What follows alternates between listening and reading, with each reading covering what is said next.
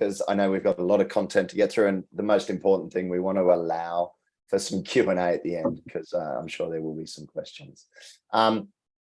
So let's start. We'll start the talk now. So the talk today is who is the protein champ, and it's whether whey or plant protein is, whether one is better than the other. Now, we're very lucky to have Sherry Sui join us, who joins us from TRUE Protein, and she will give a little bit more about her background when we come to her. But I just want to preface this with, I previously worked at TRUE Protein. I previously had experience with TRUE Protein because they were our primary supplement supplier for the 35th America's Cup when we were based in Bermuda with Team Oracle, Team USA. And I can wholeheartedly say that I believe that TRUE Protein is the best protein powder, whether it be plant or whey protein on the planet, due to the way in which they process and devise or develop their supplements, and the quality of the supplements is unsurpassed, and so too their flavor. So I'm a big fan of theirs. Sherry is obviously has her PhD in whey protein, and she'll tell you more about that. We are going to talk about whey and plant protein on a sort of global basis, but we will also talk specifically about TRUE Protein. TRUE Protein is not sponsoring this talk. Just as an FYI, we're not getting paid by them or anything like that. This is more mainly for the benefit of the athletes out there that, you know, are on the Fuelin program, but also a wider audience. So we'll get going. You know, most of the team. Elizabeth's on the call, and she's performance nutrition coach, myself, performance nutrition coach and co-founder of Fuelin. And more recently, we've had Dr. Alan McCubbin, who is a fellow of Sports Dietitians Australia, join the team, and he's a researcher and a practitioner based at Monash University down in Melbourne. So we'll get into it. Introduction, we're going to talk about protein supplements in general, but also TRUE Protein. We're going to also then dive into whey protein versus plant protein and some considerations for athletes, and then have plenty of time for Q&A. So without further ado, I will introduce Sherry, who works at TRUE. And Sherry, do you want to just give a little bit of background about yourself and maybe your research? Sure. Yeah. Thanks, Scott, for inviting me to be part of this talk. Yeah, I'm genuinely excited and feel really honored to join the conversation. Yeah, so a little bit of my background. You already know that I lived in Chicago for 4 years, but I'll rewind a bit back. And so my career started as, so I'm both undergraduate and PhD. Study was in the food science and nutrition major. And for my PhD thesis, Scott mentioned, like I did research on whey protein, and that was done with the University of Melbourne and in collaboration with CSIRO down in Melbourne. So that project itself looked at comparison of the thermal pasteurization, which is the typical, or like the industry industry approach of pasteurization of milk. Compare that process with a novel non-thermal processing knowledge called pulsed electric field, and look at what's the impact on the whey proteins. And if you know, whey protein, it's like a group of proteins, like alpha, albumin, beta, globulin, and lactoferrin, and like that. So yeah, so I spent 4 years look at the different components in the whey proteins, and the conclusion out of my thesis was like the two processing technologies were comparable in terms of preserving the bioactivities of whey proteins. So that sounds like a short summary, but there was a lot of effort to put into that to evaluate, validate method and all that.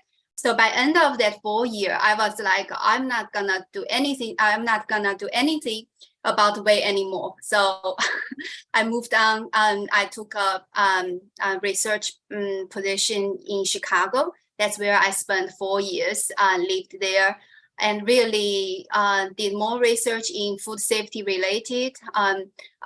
It's again, like it's a processing innovation, looking at the safety impact of those process. Yeah, and that's when I really discovered, oh, actually, I don't like pure academic studies. I like practical things. I like to know what's the impact of my work, because if you are in the pure academic research, especially in some of the fundamental research, it's end up like the paper you write, you publish, end up only a handful of people would ever read it. So that's when I decided to move back to Sydney and work in the industry. And so yeah, so that's how like the life is like a circle. I joined True Protein at the beginning of last year. And guess what? True Protein is best known for its WPI. So I feel this is how all my life have been preparing me for this time like this, where I resonate with Scott, where I genuinely wholeheartedly believe in the value and the principles of True Protein, where we put a lot of effort into choosing the best ingredient and have in a scientific way and evidence-based approach to develop and design products, so that the product, whatever product we launch, can really be meaningful and can support the needs of the customers or users. Yeah, so my role in True Protein is I lead the product and the technical affairs team here, which includes the NPD, R&D, regulatory compliance, and quality.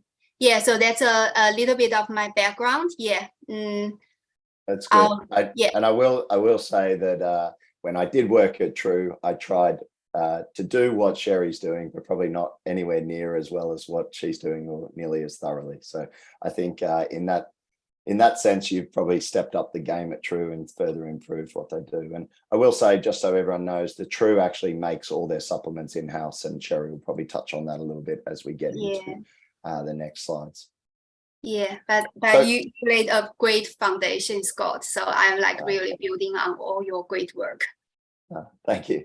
I think with this slide, what we just wanted to emphasize to everyone is that a lot of athletes and a lot of people think about protein. When they think about protein, they think specifically about protein supplementation.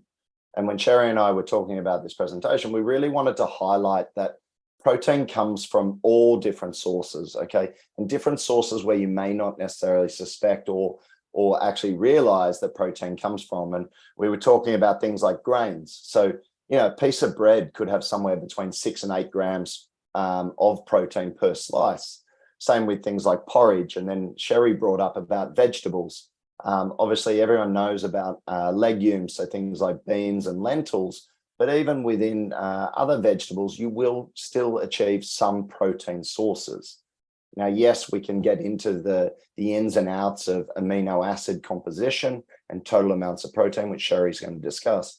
But we just wanted to really highlight that whey and plant protein supplements are just a small part of your daily intake, okay? And that protein supplementation, or as we're talking about, it should complement your diet. It's not necessarily supplementing your diet, it's complementing your diet to allow you to hit your total protein intake. And as you know, with pretty much every Fuelin athlete, look, the absolute minimum amount of protein you're going to be taking in on a daily basis is around 1.6 grams per kilo body weight. But for majority of you, you're all taking in well over 2 grams per kilo body weight to support, not just lean muscle mass retention, but also that recovery. Okay, so most of you are endurance athletes. We're not focused necessarily a lot on the hypertrophy. That protein supplementation being over 2 grams per kilo body weight is there helping you outside of that myocentric component. So it's not just focused on muscle. It is focused on things like, which we'll talk about, which will be immune function, enzyme production, hormone production, a recovery in terms of tendons, bones, but also muscle, and then also some calories. So it is just really important to think about protein as protein supplementation as a small part of your daily intake. And that's really this statement here, isn't it, Sherry? It's food first, yet not always food only. And that's where I think a company like True or a product like plant or whey protein can really come into its own to assist athletes and help them complement their diet. Yeah, indeed. I like Scott and I, when we had discussion before this live podcast, like that's something we totally feel like so aligned, this principle for food first, yet not always food only, especially in the high performing athletes to meet their nutritional needs, because at the end of the day, like the whole food has more nutrient components than like just protein or just carb or just fat. But it has a lot of like, micronutrient, and also lots of like the phytonutrient if you are having enough serves of veggies and fruits. So all this, it's like, and also each person's needs and goals are different. So that's where, when you design your meal planning, that's where like, I know Fuelin is like really doing an excellent job there to help athletes develop or design their personalized meal plan, also give feedback and track that. So that's where True Protein as a supplement product provider or supplier, we are like playing our role in this whole big picture by supplying quality products, and also support people by providing transparent information, so that users or customers can make your own decision which to choose and what time to use and like that. Yes, so this slide. So Sherry, on that, if we then think about that like as a small component, but then we dive into specifically supplementation. So we can now, obviously I've got True here as the central focus of this, but we can talk about True's source, but then maybe also, just because some athletes aren't using True, what they should be looking for, say maybe on the packet in terms of labeling and things like that. So if we start with source, how can an athlete determine where the source of the whey protein, let's talk about whey first, where the whey protein comes from? Will that be generally, how would they determine that? Yeah, so that's where you usually need to do your due diligence to look at the website or package. If the company is really a reputable company, they would tell you where it's sourced from. I'm using True as an example because I'm most familiar with True's website and package, because we always say like we only source our whey proteins from New Zealand grass-fed milk.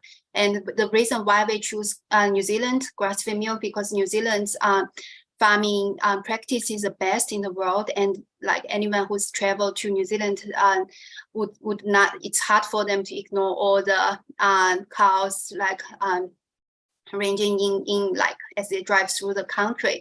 So also you can find other sources of whey proteins like from US or South America.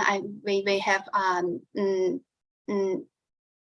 people from Brazil in joining us today, or like from Europe. But like I think in general, like that's where you need to see how the how the farming practices, and like if the product company themselves would give you this transparent information. Yeah, and in terms so of look on the website. So look on the website. If it's not on the website, obviously the packaging, maybe it may also say it on the packaging, but they're probably the two sources where they could find the information where the source of the whey protein is coming from. And is that the same for, if we then look at a plant protein, the source of the plant protein? So would that be the same? They should be delivering sort of information about what the plant protein is and where that's coming from? Yes, that's where if the company is really believing in being transparent, they would also disclose the source of the plant protein. Like for example, we like the True Protein, we source the Australian grown yellow pea protein and faba bean protein powder, protein powder, and also we use Netherlands grown pumpkin seed protein. So this can be a bit tricky in terms of the plant-based protein, because sometimes like the plant can grow in one country and then it's shipped to another country for process and refining like that. So But like if they don't disclose the information on the website or on their package, I'm sure most companies would have a customer service team where you can reach out and ask the question. The reason why I personally believe it's so important to know the source of the protein is that really not only just for the quality itself, but also the environmental impact that by using that by using particular farming practice can have on the planet. Yeah. So even like, for some animal-based, like for example, whey protein, if it's done in a environmentally friendly and like sustainable way, it can minimize the environmental impact. So that's where like as the users or customers, you can make a choice there. Okay, and so effectively what we're saying there with the source is that if you can't find the information out from the website or the page and via FAQ or customer service, it's probably a red flag for the company, okay? So that's probably the take-home message about the source. If they're not open about where they're getting it from and what it is, you probably want to steer away from that product. If we then go to protein type, so if we think about whey protein isolate versus whey protein concentrate, do you want to just explain the difference there? Yeah, sure. So whey protein isolate, or we call it WPI, that's best known for as the highest protein content and also minimum content of lactose and fat, because the different processing methods used in WPI and WPC, that technology make the WPC has more lactose and a bit more fat.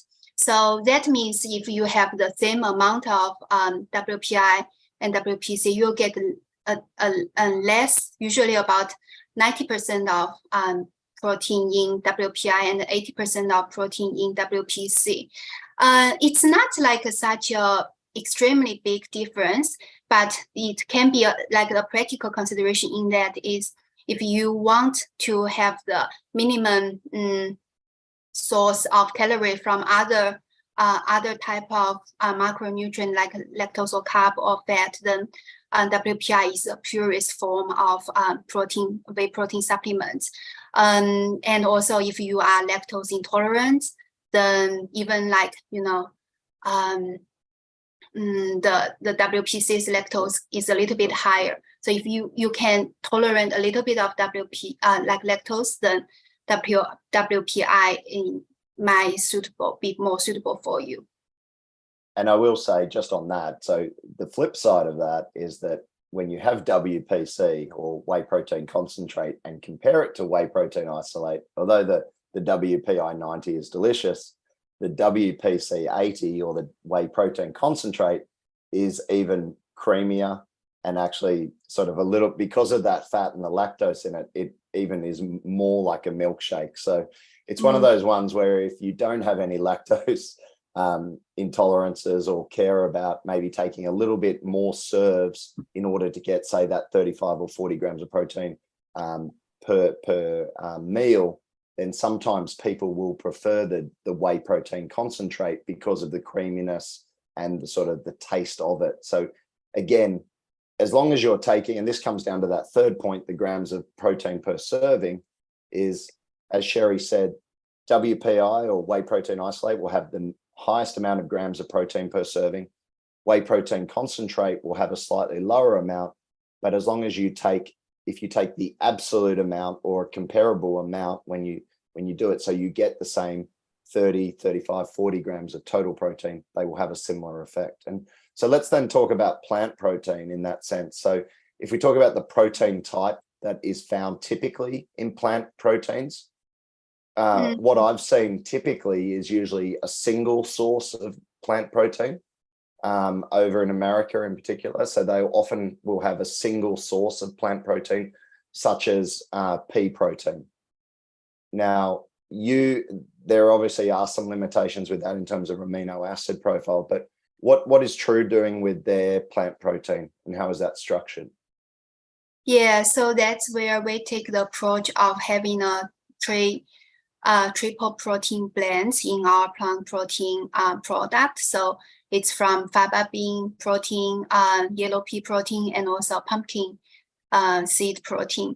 So that's back to Scott's point, because with the plant protein, it's typically with the exception of soy protein, it's doesn't have as like a complete amino acid profile compared to like the animal-based protein. So that's where, if we want to get the best or the most out of the supplementation, we choose go to the blend, the triple blend approach. Yeah, and again, this is in the context where we are talking about the protein supplement product, right? But if you are on a plant-based diet, that's where you would like eat more than just one type of protein source, and to like have all the different sources of protein to build a good protein or amino acid profile.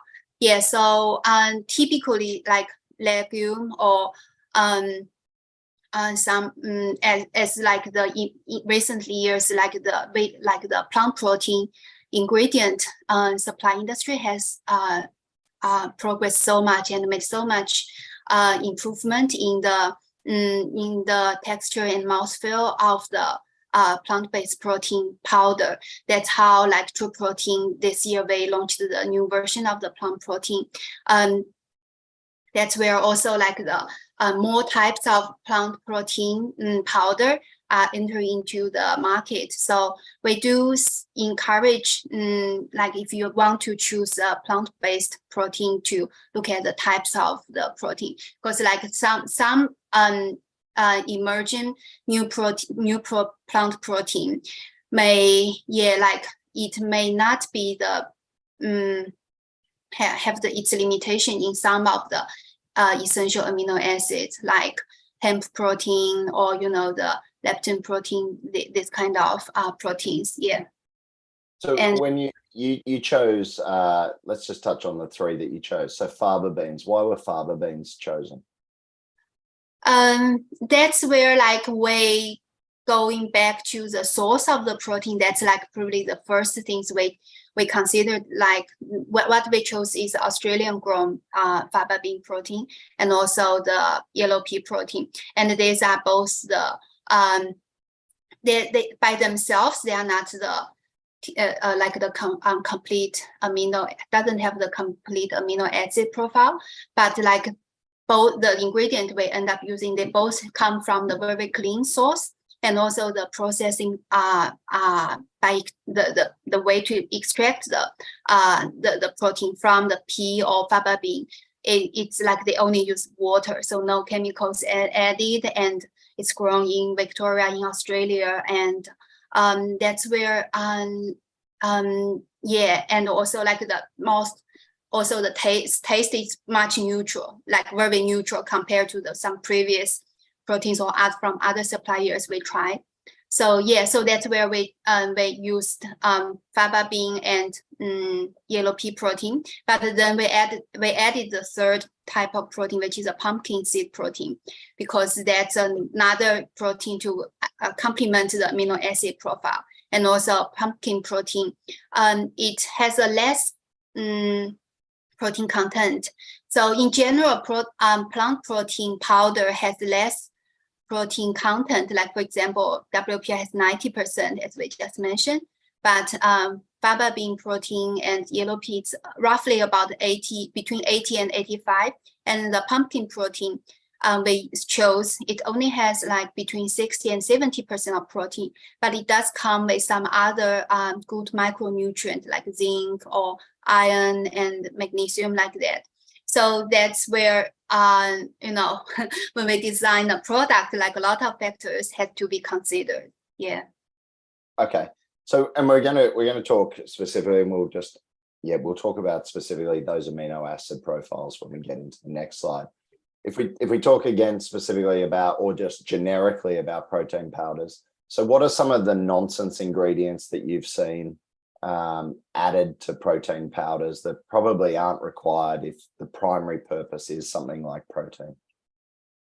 Yeah, that's a good question, because if like the if we look at the why we are using protein supplements, we do want to have the more protein in the serve. So like I've seen products adding carbs like glucose or some sugar in the protein powder, and some others they add like a very large amount of fiber. In fact, if you see, maybe that's a practical tip. If you read a label, it says soluble corn fiber or soluble maize fiber, it's very likely to be a very cheap resistant starch kind of fiber derived from corn starch. It's very cheap, and although it is considered a fiber, but it's like as a, in a sense, like the nonsense or like the filler to just bulk up the quantity of a product. Other things maybe you can look for is like that's probably more of the principle in True. We do believe in natural ingredients. So if you say artificial sweeteners, sucrose or AK, or artificial colors or flavors, then that's really not what's good for your body. Although like that's probably a bit controversial to some people. They don't believe that's a difference. But in True, where here we believe in like having natural sweeteners, flavors, and colors.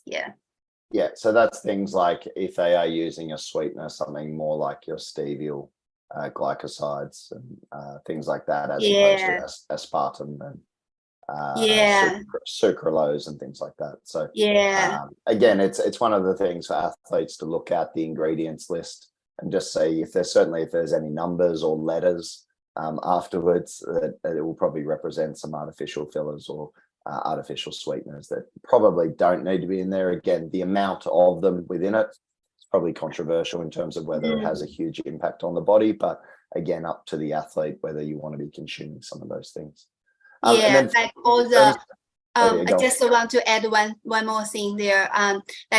For the artificial flavors or sweeteners, another thing that's where in the practical side, it's much cheaper than natural sweeteners. Like I just use the example in True Protein, they use stevia, monk fruit, and monk fruit extract, and also somatin. These all are the natural plant-based sweeteners.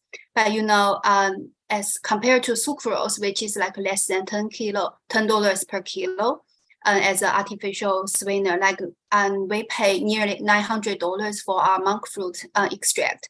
So that's where we don't want to compromise the standard we want to hold, but that's where also like we believe it's worthy of putting the best ingredient into the product, because we like when our users or customers use that product, it has an impact on their health, and the True's mission is to inspire everyday health and performance. So that's like where we do want to design the products really meaningful and no nonsense, no like you said here, shitty fillers. No shitty fillers. And then in terms of batch testing, just so athletes know, not all products are batch tested. That's the products which True has under the guidance of what's called HASTA. HASTA is like Informed Sport and also like NSF Sport. So it's the Australasian version of that. If you did want to have products that are batch tested for banned substances, then you should be choosing the HASTA stamp of authority on those. But in saying that, as I said, everything is made in-house in terms of their whey protein and plant protein and mixed in their own factory, I guess, or own production facility. So the chances of contamination, even for the products that aren't batch tested, is very, very limited because it's all handled. Nothing else goes through those lines apart from True products. So I think that's all that needs to be said about that. Yes. A lot of our competitors, they rely on contract manufacturers. And before joining True, I used to work in some other supplements companies, and I know, like working with contract manufacturers, that's where you don't have the full control of your ingredient and the quality assurance. But here at True, yes, we do everything in-house, and I oversee the product team and quality team here. So yeah, so it's like I have to keep the standard high, so we can have best quality. Exactly. So with this slide, look, what I wanted to do, we're not going to go into this too hard because we've spoken about this on multiple times with the team. I think it's, these 6 points are what protein can impact in the body. Now, the next few slides are going to talk about how plant protein versus whey protein and things you need to look for, and are they comparable in how they impact these 6 areas of the body in terms of protein. And so we're going to go through that now, but I just want you to keep in mind these sort of 6 points, and we can reflect on those afterwards as well if there's anything that's been left out.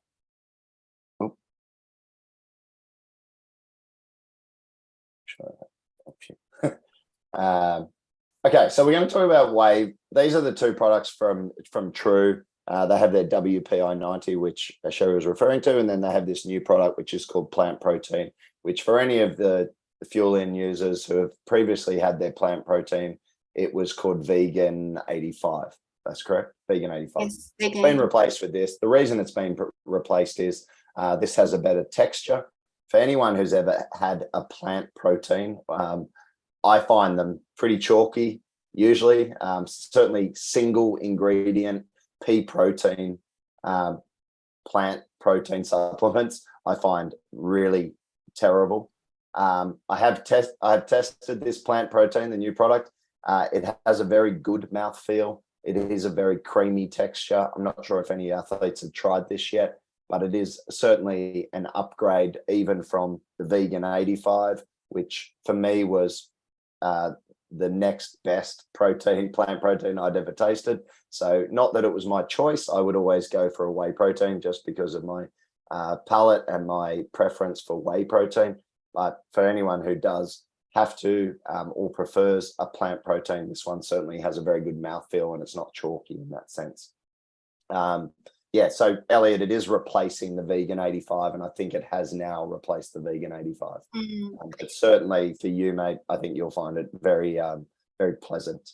So if we talk about total protein difference, what is the total protein difference for whey protein, say, versus plant protein here, Sherry? Yeah, so when we compare these 2 products, the WPI, so we're comparing both are the natural flavors. Because with flavor, like when we say natural flavor, that means no added flavor. So for the WPI, it's 90% of protein content, and for the plant protein, it's less. It's about 84% ish for the plant protein. Yeah, so the difference, another thing, as we just mentioned, is like WPI, that's from the single source of whey. Or the dairy milk, but for the plant protein, that's where we have the triple blend from yellow pea, faba bean, and pumpkin seed. And so per serve, for 1 scoop of whey protein, how many grams of protein are you getting from your particular product? So for the WPI 90, you can get per serve, if it's 30 grams per serve, that's about 27 grams of 27 grams of protein from WPI, and for the plant protein, that's about 24 grams of protein. Okay, and that's for the natural, isn't it? Yes, it's for the natural. So when we go into then a flavored, the whey protein drops down to about 25, 26 grams, and the plant protein drops to about 20 grams. Is that correct? Yeah, 21 grams. And with the flavored whey protein, we have about 10 different flavors. Some flavors you will see have some other, like one flavor mocha. We have like it's equivalent to a full dose of freeze-dried coffee, and with that, so like the per serve would be lower. It's about maybe 22 grams ish per serve of 30 grams. Yeah. And so I think the important point here for athletes to consider is, if you are using either a flavored whey protein or the plant protein, whether it be natural or unflavored, you need to look at what the per serve amount of protein is. And it's not necessarily a massive issue because it means relative, you're taking in a little bit more. So therefore you just need to consume a little bit more of that particular product to take you to the amount of protein you need per serve. So in this case, with whey protein isolate, the WPI 90, you may need 1.5 scoops to take you to that 40 grams of protein per serve, if that's what you require. For the plant protein, it would require 2 scoops to get you up to that 40 grams. Okay, so the consideration here is you just may need to eat more of it if you're going down the plant-based route. And that doesn't just apply to a plant-based supplement. If we go back to the original slide talking about where protein comes from, if you are a plant-based athlete, there's nothing necessarily wrong with that. It's just you're going to have to eat a lot more volume of those protein-containing sources, those plants, in order to get your total amount of protein up. And that's probably, in terms of this 0.1 comparison of total protein difference, that is one of the biggest takeaways you need to consider as a plant-based athlete or an athlete that is choosing to use a plant-based supplement. You will just require more of it to get the total amount of protein. And also, when we now look at the comparison of amino acid composition, more of those individual amino acids to help trigger things like muscle protein synthesis. So if we look at the comparison of amino acid composition, and we can talk about, maybe we just talk about leucine in particular, how does leucine content compare from an whey protein isolate to the plant protein, Sherry? Yeah, so in the WPI, it's well known that it has higher leucine content, and in this case, if we look at the natural flavor for per serve of WPI for 30 grams, you'll get to 3.4 gram of leucine in 1 serve of WPI 90. And in comparison for the plant protein, it's lower. It's about in the 2 gram mark of leucine. If we look at that, so everyone's aware, leucine is considered one of the key amino acids to help trigger what we call muscle protein synthesis. And there's this theory about a leucine threshold. So a particular amount of leucine, and it varies, but somewhere around that 2.6 to 2.8 grams, somewhere along the line, somewhere at least around that, it tends to be the amount of leucine per serve that is required to help trigger this muscle protein synthesis. So again, if we think about that, the whey protein isolate per serve will probably have enough leucine per serve to help trigger that or provide you with the amount of leucine. Again, if we look at the plant protein, it has a lower amount of leucine per serve. However, if we then look at the total amount of protein that you require, and therefore having 2 serves in order to hit that total amount of protein, that will then push the amount of leucine above that threshold anyway. So again, it comes down to the volume of plant protein that you're consuming in order to help you hit these particular amino acid thresholds. Is that correct, Sherry? Is that how you will tend to view it from that perspective? Yes, definitely, like the leucine BCAA content, like that's very important especially when we talk about the goal of muscle building or like the muscle muscle protein metabolism. If we go back to and another consideration is like and also that goal or that emphasize especially for post workout supplementation as a snack or to capture the time and the window of time. If we look at the other, like where Scott referred in the previous slides, like there are many other functions that proteins very critical, and then that's beyond the muscle building benefits. Then the plant protein it's not inferior to the animal-based protein in that sense. Yeah. So that goes back to the goal of why you are supplementing the plant protein, and what's your goal, and how does that fit into your overall nutrition plan? And I think one of the things we see on social media a lot, certainly discussing, say, plant protein being inferior to whey protein, although more of the research studies when comparable amounts of protein or total of protein is provided, we're seeing very similar results now, is that, they're inferior in terms of their amino acid profile. But I think if we, again, go back, if you were only eating a plant protein supplement, then yes, it could be a problem. But you're not just eating this throughout the 24 hours of the day. You're eating other plants. If you're a vegan, okay, you're only eating other plants, but all those other plants are going to contain mixed amounts of amino acids anyway, and that combination plus the plant protein supplement will allow you to consume the necessary amounts of amino acids.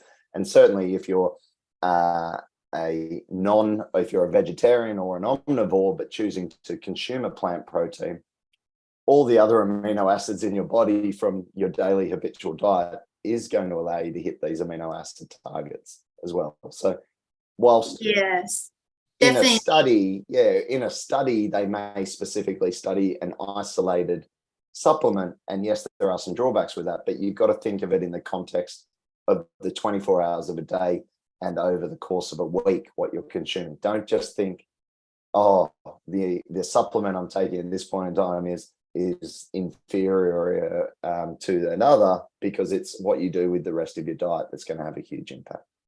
Yeah, definitely. I just use that example as potato. Like when people talking about potato, like probably not many of us would think about protein. However, potato does have some protein, and it's actually a good source of leucine, which is like a really important essential amino acid.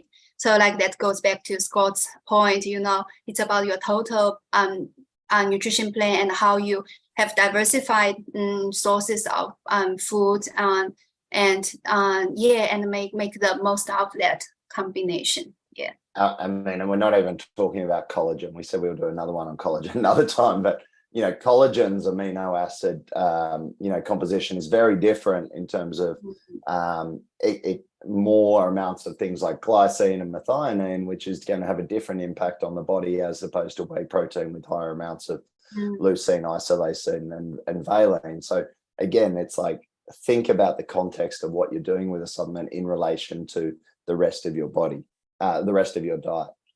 So if we look at the other parts, I think if we compare digestion, so if we look at research on digestibility, and we can talk specifically about WPI and plant protein, have you got like in terms of rates of digestion for, say, WPI versus plant protein, what are you seeing in the research, or what have you seen anecdotally? I would say like it's pretty well established, like WPI is the most fast absorbed protein in terms of in the supplement form. Like even within dairy protein, like casein as another group of dairy protein, because the nature of it get coagulated in the stomach, so it has a much slower absorption rate. So like whey definitely, with especially WPI, has like a better digestibility. When we say digestibility, we're referring to like bioavailability, how it quickly gets into the bloodstream. And in the comparison, plant-based food or plant-based protein is generally known as less bioavailable due to the the digestibility and also how it's absorbed into the body. But that again, it's not like such a big concern in my view if you consider like having some other components, or like in the product, or if you consume it in together with other foods, so it can help with the digestibility of the plant protein. Yeah. And with that digestibility, I know that in the new product you did put in some digestive enzymes. Is that correct? Amylase? Yes. You put in. Can you just talk about? I think you put in amylase and protease. Can you just talk about those? Yeah, so when we were designing this product, we did have this digestibility in our mind. So how to maximize it? So we added a group of 5 digestive enzyme: protease, amylase, citrulase, lipase, and lactase. And some of them, like lactase, may not be necessarily relevant to this formula itself because this product is lactose free. But we added there just, so many of our the customers who choose to go with plant protein because they may have some like they may not be totally dairy free. They may still have some dairy foods. So or they may want to mix it with milk for some reason. So we add this enzyme to help digest. But like the main enzyme we added is a protease. So that's like help break down the plant protein into more readily absorbable peptide, so that you can get the most out of it. Another ingredient we added is probiotics, which also has some emerging. So like we all know probiotics are good for the gut health and immune health, gut microbiome, but there are also emerging evidence on particularly the help absorption of protein. Yeah, so that's where we chose another functional ingredient added into this plant protein formula. It's a clinically studied strain of a very stable probiotic called Bacillus coagulans, which is a spore form, so it can go through your digestive tract and get into the intestine and do all the good work of support the gut health, microbiome, and all that. Yeah, no, I think it's smart that you put in like certainly the amylase into the product to help with that bioavailability. So I think it's a really nice feature of this product. In terms of tolerance, what have you seen, or what's the feedback been in relation? Because I know Vegan 85 was very well tolerated and had a good following as well, and certainly anecdotally feedback from the group of Fuelin athletes who have used Vegan 85 in the past, they've found it very pleasant. So what's been the sort of feedback on the new product in terms of mouthfeel and just taste and things like that? Yeah, definitely. Like we formulated this. It's like, to us, it's like from strength to strength. Like the Vegan 85 was a good one compared to a lot of competitors, but now we have better ingredients and the better technology. So when we formulate the new one, that's where we really have the palatability and also the tolerance in our mind. So we do have like overwhelmingly positive feedback from those who have been Vegan 85 users, and now they are using the plant protein. They say, oh, it's such a big improvement. And even before we get to go to this launch stage, we had to do a lot of internal testing. So like and blind testing, and the user feedback was like really positive. But one thing we kept the same is like the hypoallergic. So we don't have any known allergies in or known food intolerance substance that could cause food intolerance in the new plant formula or plant protein formula, so that for people who may have a sensitive gut, they can still use it. Because we know a lot of from our own communications or interactions with our customers, they say, oh, they usually are okay with dairy food, but sometimes they find, like especially after training or like a big session of workout, they like their tummy is not really ready for some rich heavy WPI or whey protein supplement. So this can be like a really nice, pleasant alternative for them. And is it certified gluten-free? Yes, so we've done the testing. Okay, so it's lactose-free, gluten-free, is that correct? Yes, lactose-free. And that's important for athletes, I think, to know. Whereas WPI is not lactose-free, but because of the processing, it is very minimal lactose within it. And then is the WPI gluten-free as well? Yeah, WPI is gluten-free. And in terms of lactose, it per 30 gram serve, it only has 0.4 gram of lactose. So in comparison, like milk has 5% of lactose. Yeah. So if you think about it, it's like hundreds times less compared to milk. Okay, perfect. So the team at True, and this is only until the end of May. For those people who haven't used it, they've kindly offered this $25 off their entire order. If you are in America, I think in order to qualify for free shipping, it's about $100 anyway, which is about 1 or 2 bags of Whey, and the shelf life on them certainly is going to be longer than what you will have it in your cupboard based on the usage of athletes. So it is really nice that they've given this offer for $25 off your order. So I think it's for new customers only, and 1 use per customer. So please don't abuse it, but they've been kind enough to do that, which is really good. And Scott actually wanted to put this at the beginning of the talk. I was like, oh, maybe at the end, because this purpose is not really to promote the product, but like have a chat so that, you know, we share our understanding and knowledge, and really to help support your health journey or to achieve your goal. So yeah, it's like a problem. I'm not like a sales or marketing. That's why I'm like, oh, maybe put it towards the end.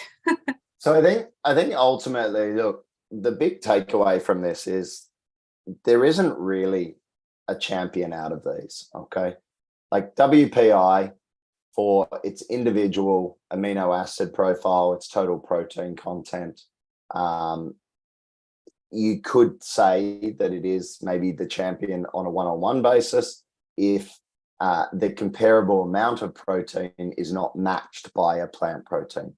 Yet the reality is, what we're seeing in the most recent research is when the per serve of protein is matched, then there are comparable outcomes, certainly in terms of muscle protein synthesis from plant protein versus whey protein.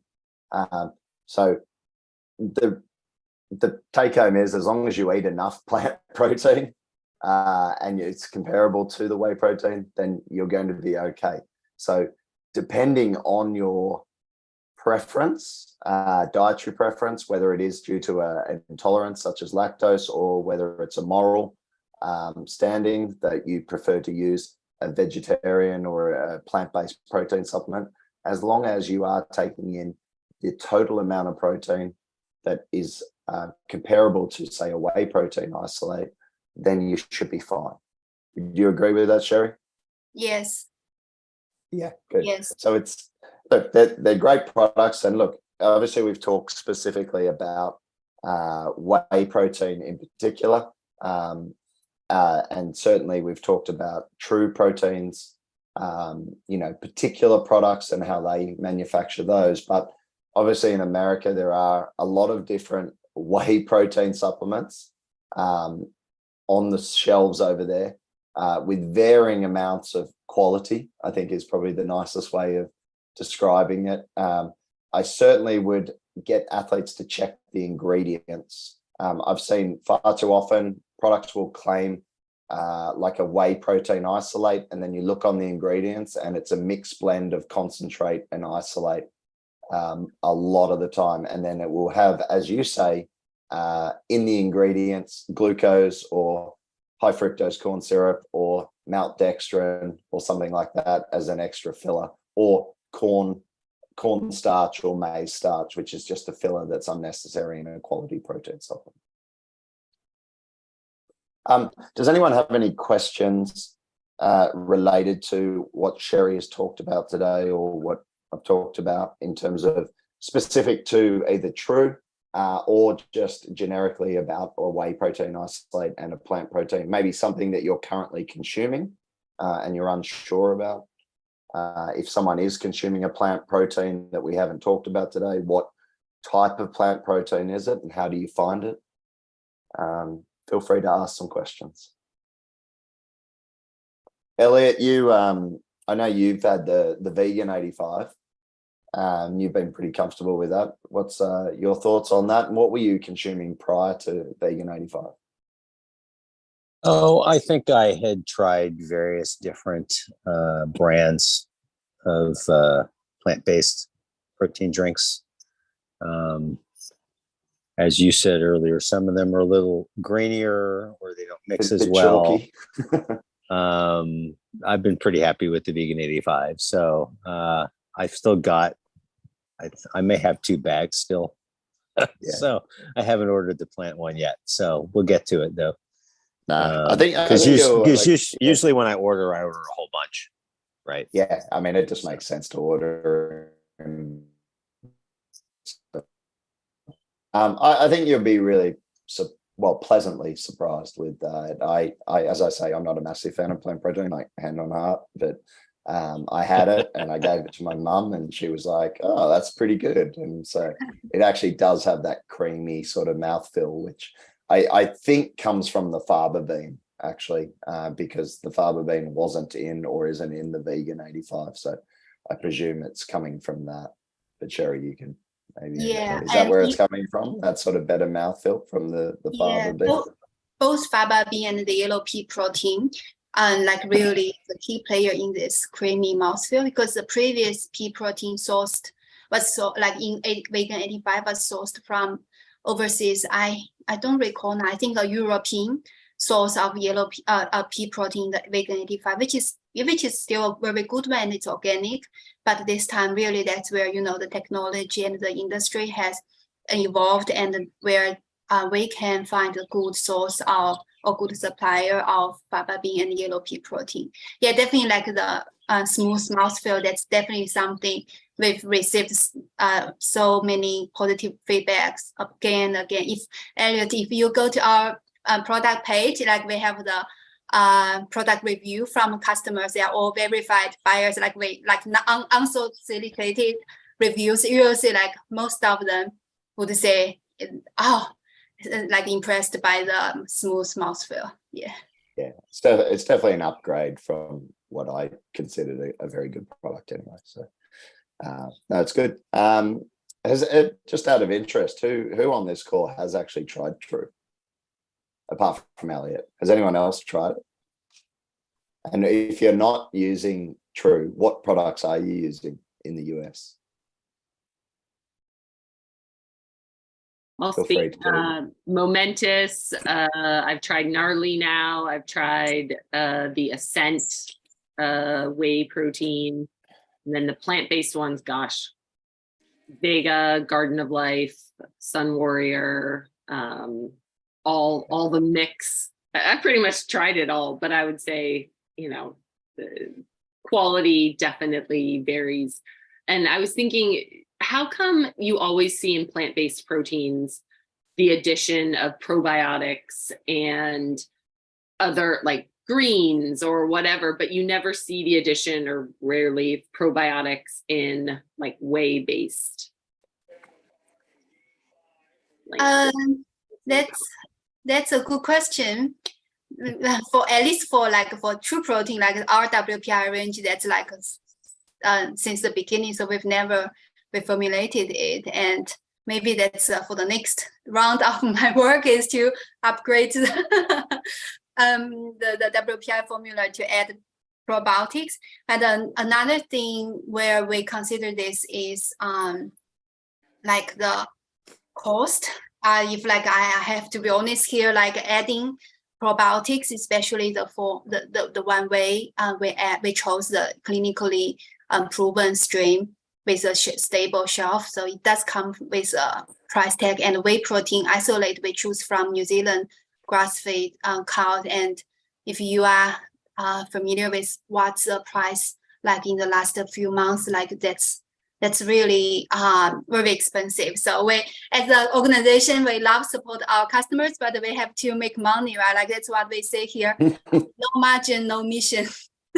Yeah. It's the price. True. The price of whey protein has actually shot through the roof recently, which is very interesting. Yeah. So, actually, on that, Elizabeth, though, I remember in some of we used to have crazy like product. I don't know if Sherry ever got the spreadsheets, but product development, and we did discuss putting things like probiotics in the whey protein and some other things. And it's always one of those ones, though, I think it comes back to, like, you know, for something like a whey protein, like the point of the whey protein is just to have a really good source of protein. And I don't know whether it is with, you know, obviously things like the protease and the amylase and things like that is to help with the breakdown. But yeah, some of the other additions. So it's, yeah, it tends to be, and I think it's just to do with digestibility and bioavailability. So. Okay. And the cost component does make sense. Like if you want, anytime you have to add something else of quality to a product, it raises the cost, and people already, like, TRUE is already priced well for what you get. But if you had to add more, that would, you know, that would be a financial burden to people. For sure. Yeah. Delia, what product do you use? I just started with PlantWorks, so that's plant-based. I don't know those. They're American. Mhm. Is Yeah. it what's the plant protein? It's very similar. It's 4 ingredients. It doesn't have the fava bean. It has Has it got soy it's protein got also? pea. It's got pea, so that's the same, pumpkin, but it has mushroom and rice protein. And then it has some other things added to it too, but just more like cognitive stuff, like matcha and that kind of stuff. But I haven't sourced, after this call I will be, but source kind of where they get their plant products from. So I, did want you to say look it into has that. things like chaga and that in it or not? No, yeah. It does. I'm on their website. It Okay.